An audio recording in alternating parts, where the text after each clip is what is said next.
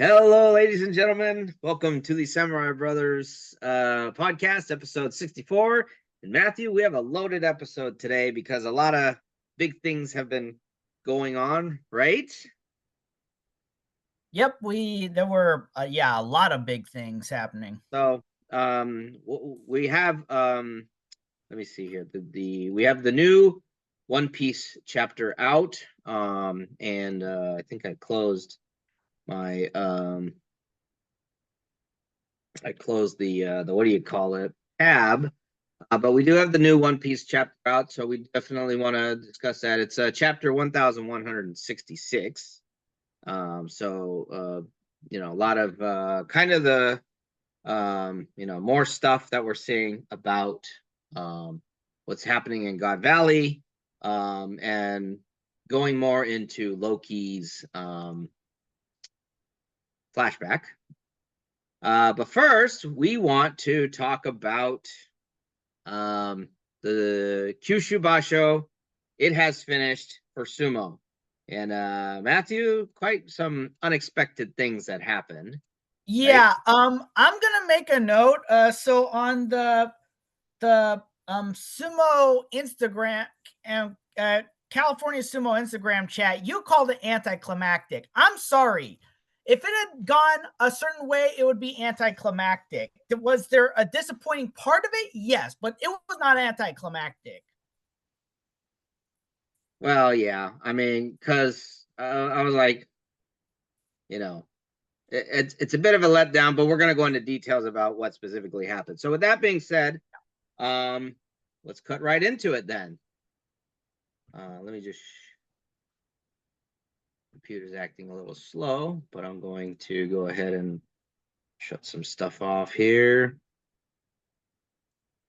All right. So the Kyushu Basho is officially over, and we had some big stuff happening. So let's get right into it. Day 15, the action opens with the Juryo Yusho was claimed by Fujidoga after he won his 13th got his 13th win, so he takes the Juryo Yusho outright without a playoff being going on. Asanoyama did win, so if Fujidoga had lost his match, they would have gone to a playoff. But we are going to see Asanoyama back in the Makuuchi division since he got injured the second time, and had to drop back down to the lower ranks. So should be interesting to see how that goes. So some big matches for the day. We see that let me see here. And this one, I couldn't understand why this happened, but Meisei coming back after missing the first 9 matches of the tournament. He lost to Shishi, so his final record was 1 win, 5 losses, and 9 absences, which is pretty much equivalent to a 1-14 record. He would have been better just sitting out. Yeah, so here's the thing. I understand why he wanted to minimize his fall, Right. just how far he would fall in Juryo, but it kind of, as you said, it was counterproductive. He won 1 match. That's not really worth it. Yeah. So kind of going around to some other matches. Chiyoshoma got his 10th win after beating Kotoshoho by Watanage. Daisho seems to be back on the recovery track after that injury that pretty much ended his Ozeki run, and it'll be a long time before he can get into that position again. But he won by Oshidashi against Toki Hayate to also collect his 10th win. And then we have, let me see here. So then we also, kind of another key match.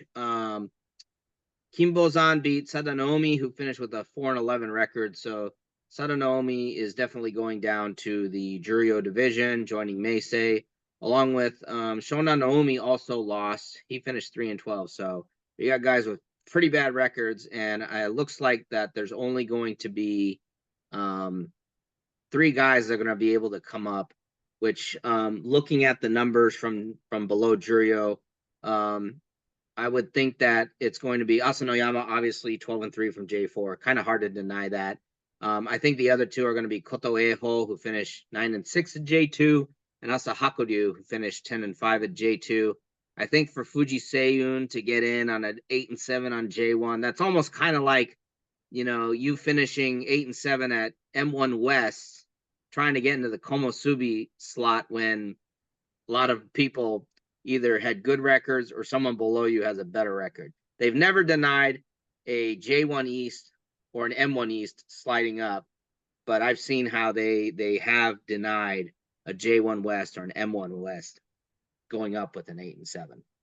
Yeah, it's just one of those things where there's only so much upward mobility, and if you got a bunch of people who really do deserve it versus someone who's like just barely meeting the minimum, it's like, I'm sorry, dude, you're gonna have to do more time.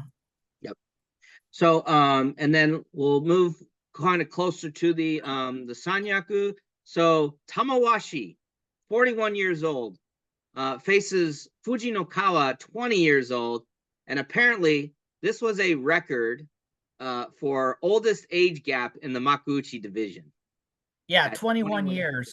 So when Tamawashi was first starting out wrestling, Fujinokawa wasn't even born yet. Yeah. And with that being said, Tamawashi finished with a 7-8 record.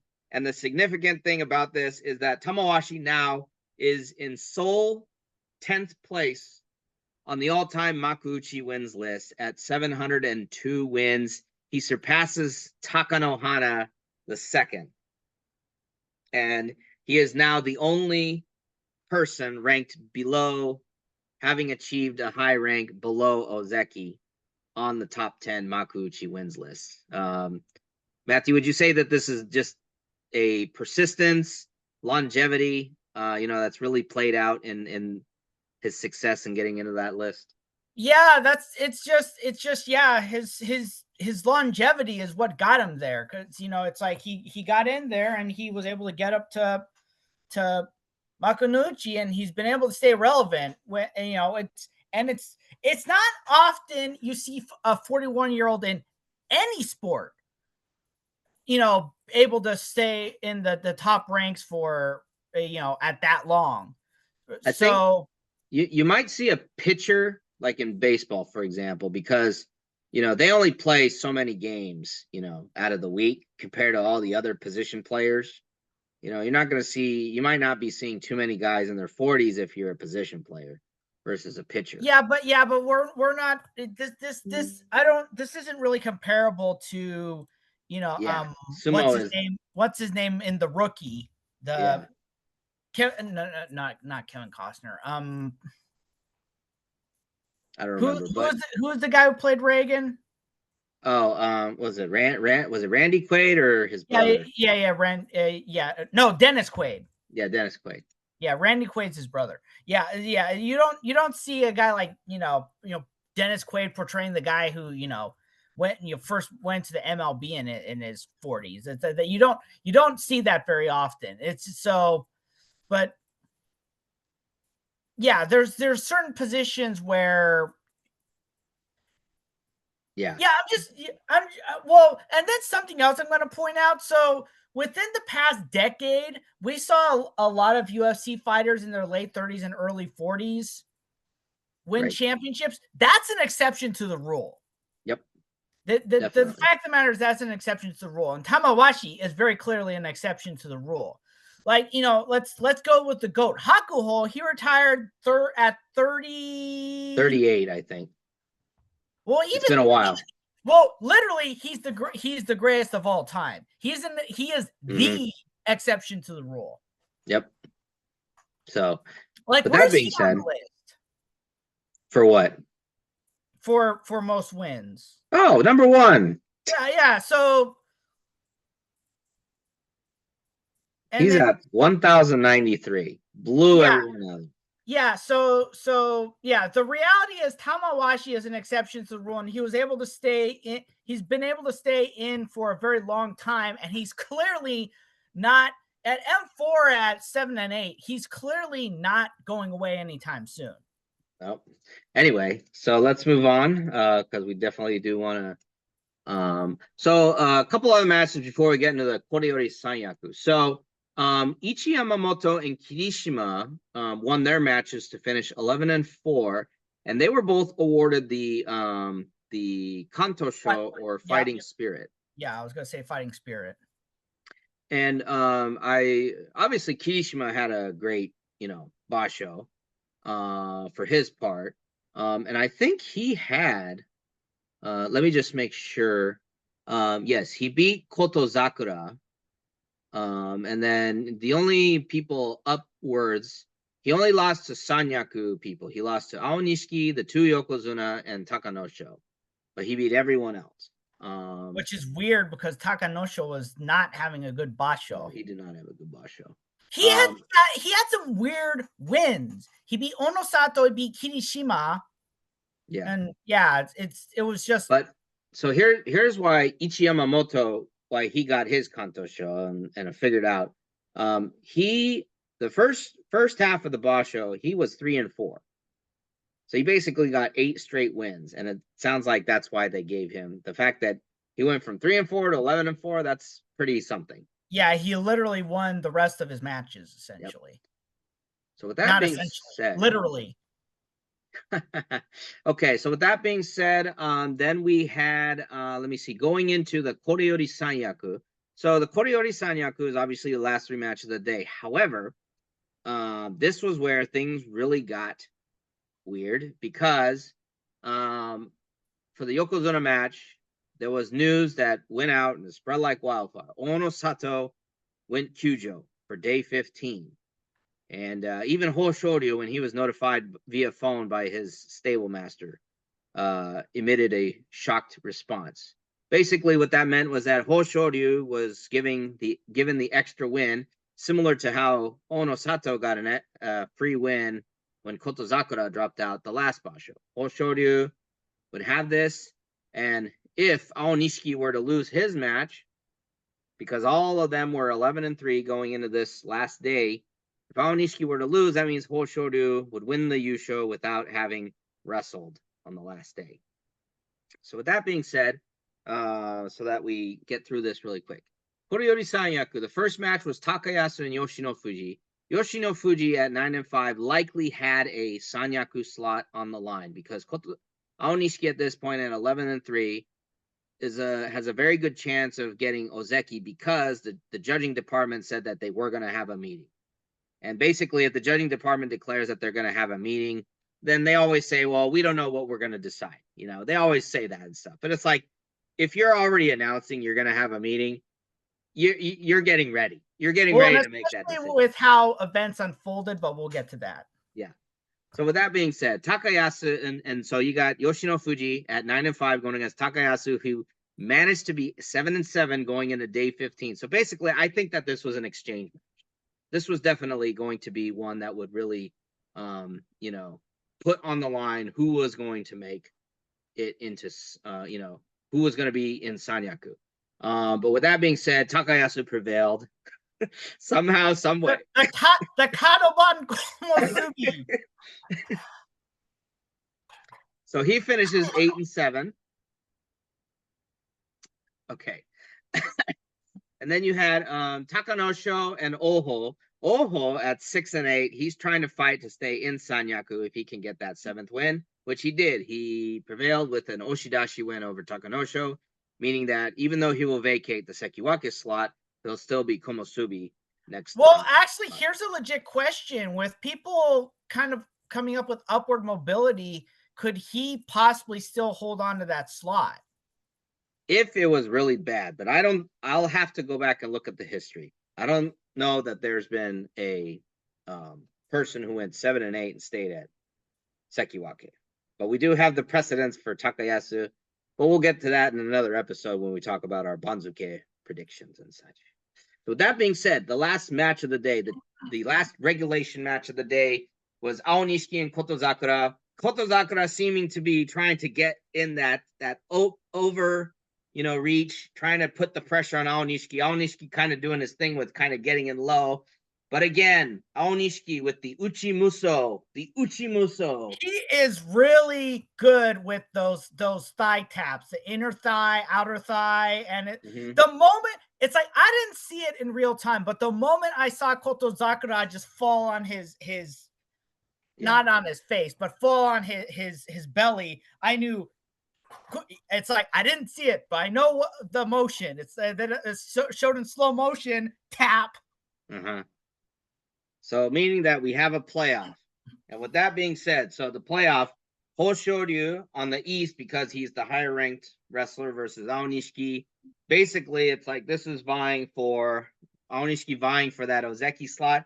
Hoshoryu trying to get that maiden Yokozuna Yusho. But with that being said, just Aonishiki just dominated Hoshoryu to the point that he even got around Hoshoryu and dragged him down. Yeah, the way that some reports saw it's that he basically did a wrestling style.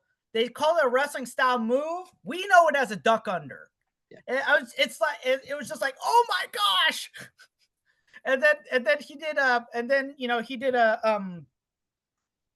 wrestling style duck under, and then he ended it with a wrestling style takedown, hip throw. So that being said, congratulations to Aonishiki, his first Yusho. The guy just keeps getting better, and we're gonna because we are gonna want to move on to the next subject, but this guy is going places next year. A lot of people are like he could make Yokozuna. And I'm sure we'll be talking about him a lot because the judging department obviously called together their special meeting. So it's pretty much, I think we'll be knowing by, Tuesday or Wednesday, our time, because the judging department will make their decision. They'll make an announcement and all that stuff. So, and then it should be official later this week as well. But, yeah, congratulations to Aonishiki. I mean, I don't know how, as you pointed out, like last Basho, there is precedent for promoting a guy to Yokozuna who hasn't spent 3 Basho in Sanyaku. Or no. To Ozeki. Yeah. And it's really hard to deny him that because he has 34 wins, not 33, 34 wins, and he won a Basho. Yeah, and a Yusho. Yep. Yeah, and he won a Yusho. A kind of a funny thing, I was reading the reports that for the reason why Ono Sato withdrew was the claim was a dislocated shoulder after his match with Aonishiki. So even though Aonishiki lost that match, he kind of got the last laugh in. I wouldn't call it a laugh because of an injury. But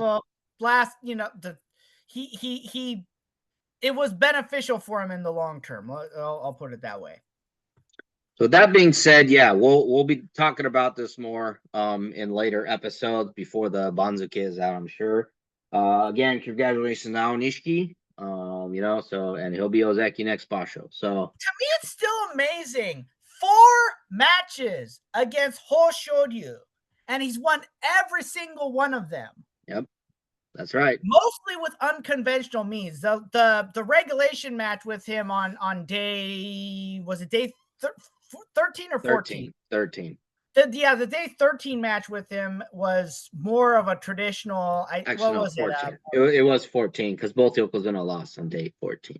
Yeah. So day 14, I forget what the It was a regular Oshidashi. Yeah. They call it a regular Oshidashi, whereas literally every other time he's gone against him, it's been something unconventional.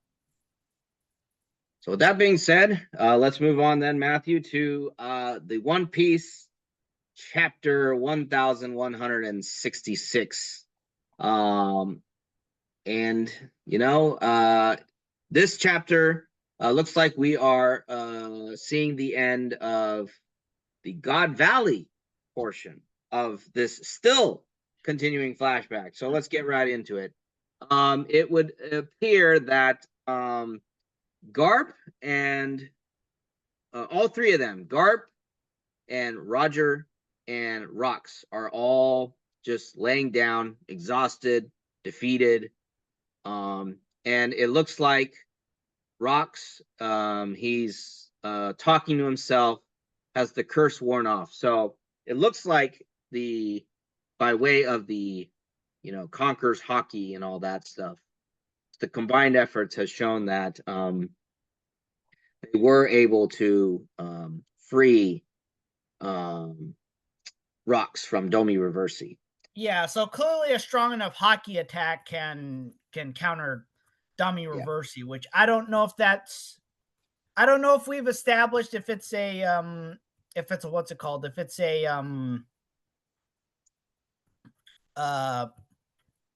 devil fruit ability or not. Mm-hmm. And it might not be, because there's just some things that can't be explained, via a devil fruit. But clearly, a strong enough hockey attack reverses the effect. Yep. So with that being said, however, unfortunately, with him being too weak, he is approached by Garling, who's also being aided by Summers and one of the other God Knights. And he is impaled by Garling's sword. And with that being said, though, we see that Rayleigh and Scopper are carrying Roger and Garp. I see a little bit of a smile from Rocks. Yeah, you know what? It does look like that. Continuing the typical, because as far as we know, Clover didn't smile, but continuing the typical smile of D's who are either about to die or are dying. Yep. So because as we've established, there's those who feel like the end is coming and they're just at peace with it, so they smile. Yep. So Garp, while Garp is being carried by Scopper, he's asking where Rox is, and then Scopper responds with, "You're worried about your enemy," with Garp retorting that you guys are my enemies too. But with that being said, Rayleigh responds to Roger's question about what happened to Rox, and Rayleigh saying that they killed him. So, I mean, I think we can take this as canon. Obviously, his actual death is not shown, but we see a sound effect in the previous panel, which alludes to a stabbing. So I think we, unless there's other concrete proof, unless Oda twists the canon, I think we have to assume here that Rox met his end by the hand of Garling. Well, what else? How else could things unfold with Rox being dead? Right. Because Emu genuinely believes that Blackbeard is the current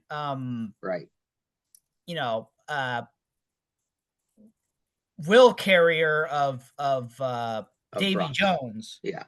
Oh, another little funny detail is the fact that Rayleigh is carrying Roger's hat. It's like that it's like, we're gonna obviously find out the importance of the straw hat, but it's just one of those little funny details. So we see, and obviously the narration goes by about absent from the pages of recorded history, like a curtain fallen on a stage, the island crumbled in upon itself and was shrouded in a deep, deep mist. This is a broad account of what happened in the mysterious obscure God Valley incident.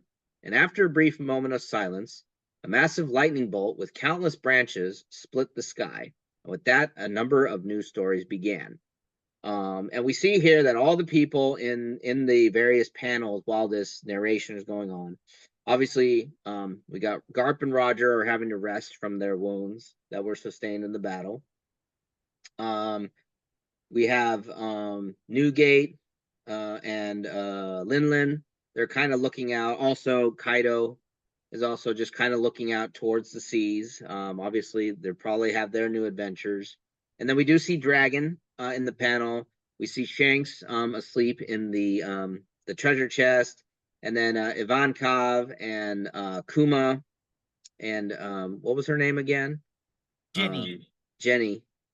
Also, they seem to have gotten back together again wherever Kuma sent them. And then also we do see that at this point, Eris was still alive, getting Teach off the island. Yeah, so here's where I think it's still an open possibility. We haven't seen Eris die. Right. So there's still that possibility that maybe we just haven't seen her. Mm-hmm. Yep.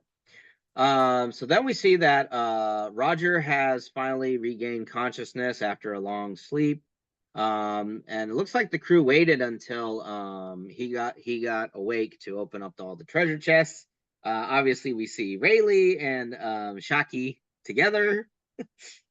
So that in and of itself. And then they're hearing noises from one of the treasure chests, and they open it, and of course, I don't know if this was Liam who made the predictions. Other people probably made these predictions too, but we do see that Shanks is found by the crew in the treasure chest. And I think this is what alludes back to because I remember when they had the arc during the Wano arc where they had the flashback of Oden. And if you remember when Momonosuke had been born, and Rayleigh had said that it's been a long time since I've held a baby, or however he said it. I think this is what that alludes to, obviously. Probably. Although it'd be interesting to see if Rayleigh and Shaki had kids or not. But that's it's possible. But as we've established timeline wise, Mihawk's already alive at this time, so it can't be him. Yeah, because we have that that fan theory. Yeah. Okay. So with that being said, we have then we go into that. Obviously, Morgan's doing his thing. He releases his newspapers.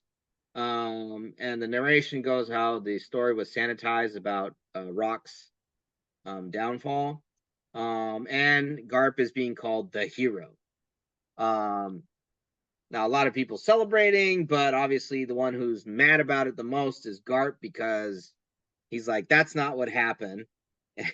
And he wants to go after Morgan's, but, Sengoku is telling him, hey, the government paid him to write what he wrote. So with that being said, Sengoku, he's trying to talk some sense into Garp about the situation. And he mentions about how, the world government and the Navy being massive organizations. And here's an interesting thing, because I guess in a way, all the armies are of those countries are included in the world government. So that means that there's tens of millions of soldiers across the world. That's a pretty big organization, wouldn't you say? Yeah, if you think about it, that's probably like the size of if we had one combined world army, that would probably be like a similar size, I would say. So I think like if hypothetically speaking, we were invaded, that would basically be our combined force is the probably tens of millions of soldiers. So then he mentions about that it's impossible to be aware of what every last soldier is doing.